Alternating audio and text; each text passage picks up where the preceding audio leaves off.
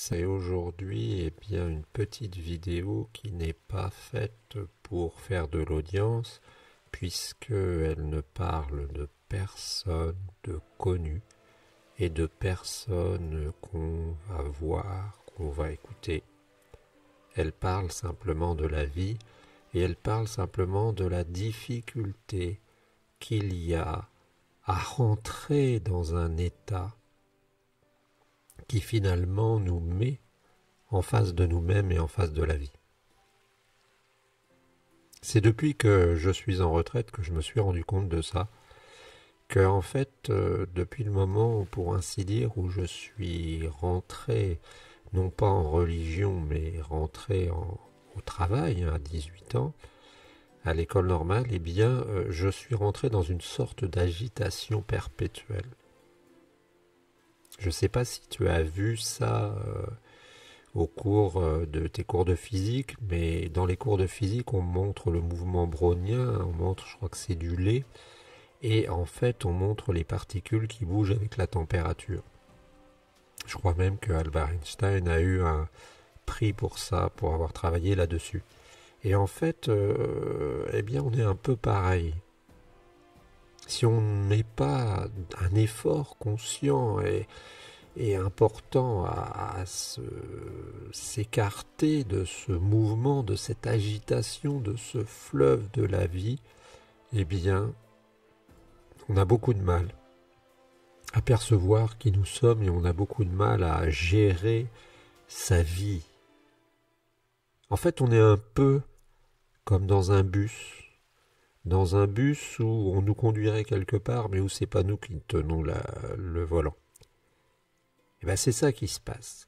Et quand on sort, quand on arrive à la retraite, et quand enfin on est un peu comme un rentier finalement, là, on commence à voir que pendant 40 ans, parce qu'il y a eu les enfants, et c'est pas contre eux, parce qu'il y a eu les factures à payer, parce qu'il y a eu la maison à réparer, parce qu'il y a eu la voiture à acheter, on commence à se rendre compte qu'on sort, non pas d'un cauchemar, mais qu'on sort d'une sorte de... comment pourrait-on l'appeler? D'une sorte de sort qu'on nous avait jeté. Mais c'est comme ça. Parce qu'il ne faut pas croire non plus que dans un autre sens, on a tendance à dire oui, la nature est bienveillante, la nature veille sur nous. Non, c'est pas comme ça que ça se passe.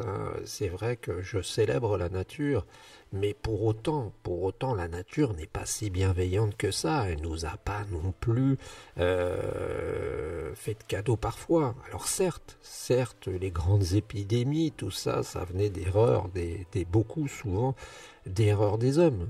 Erreur de transporter des populations d'un endroit à l'autre, donc de transporter des virus, des germes qui n'étaient pas connus par les autres organismes, et puis aussi erreur tout court de concentration de population. J'avais un ami qui avait des poissons et qui me disait que dès qu'on commence à atteindre une certaine surpopulation, il y a des maladies qui se mettent en place. De même que quand on voit un champ de monoculture, c'est une aberration.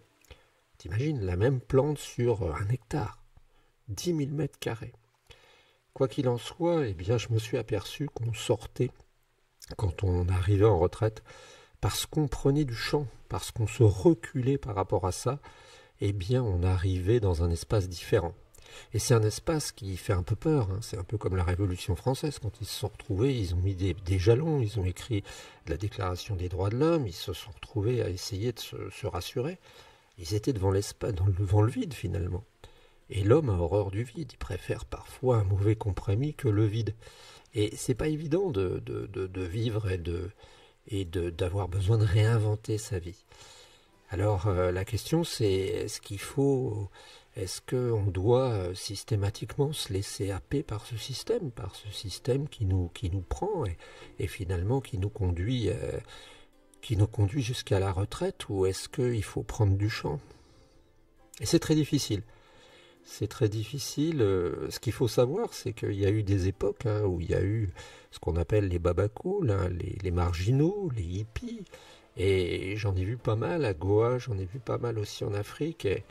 Et en fait, ben, c'est des gens qui souvent sont revenus parce que, qu'on le veuille ou non, eh bien, notre société, elle a quand même des avantages. Et alors, ce qu'il faut dire aussi, c'est que une des erreurs, à mon avis, des marginaux, ça a été ou vouloir couper complètement avec la société, ou un autre écueil qui a consisté à vouloir être indépendant au niveau de la nourriture, par exemple. Or, quand tu vois un tracteur, même si ce qu'on nous livre comme nourriture n'est pas parfait, le ratio, on va dire, effort fait par rapport à ce que tu as dans ton assiette, même s'il y a des pesticides, est quand même vachement important. Et on ne peut pas lutter contre un tracteur de 300 chevaux qui laboure du terrain immédiatement. Et je pense que ça a été une erreur des gens qui voulaient revenir à la ferme d'imaginer qu'ils allaient être autosuffisants. T'imagines? Je ne sais pas si tu as entendu parler de l'expérience de Biosphère 2. Je suis à 2, je ne sais pas pourquoi, là, hein, du foiré. Mais elle avait foiré, je crois que c'était 3 hectares de surface, plusieurs terrains de football qui avaient été aménagés dans une serre pour essayer de faire comme si les gens allaient sur Mars, quoi, hein. Et en fait, on s'est retrouvés, ils se sont aperçus qu'ils n'étaient pas capables, même avec des machines qu'on ne prenait pas en compte pour faire des vagues, pour recréer une sorte de mini environnement. C'est très très difficile. Et peut-être que ça vient aussi, ce problème de vouloir prendre le champ, ça vient aussi du fait qu'on veut souvent faire les choses à fond ou pas du tout. Et en fait, ça, c'est pénible.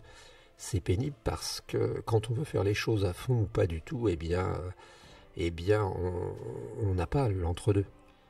Et on peut pas. Moi, je me rappelle d'Henri Vincenot, alors je l'ai pas connu, mais physiquement, mais je l'ai lu, qui disait qu'après la Big Baude, où il loue la chasse et tout, il parle de la chasse, il dit que c'est vraiment bien, bon, même si je suis vegan, eh bien, il explique qu'il a vu des gens débarquer, hein, des couples qui venaient pour vivre et qui brûlaient du bois vert, quoi. Et ça fumait, ils comprenaient rien. Donc voilà, donc c'était une petite méditation sur la distanciation, la distance que font les bouddhistes, hein, d'ailleurs, apparemment. Parce que c'est rigolo, parce que on va toujours chercher ce qu'on n'a pas chez nous, quoi. Les églises chrétiennes sont pleines en Asie, et chez nous, elles se vident plus ou moins, et vice-versa.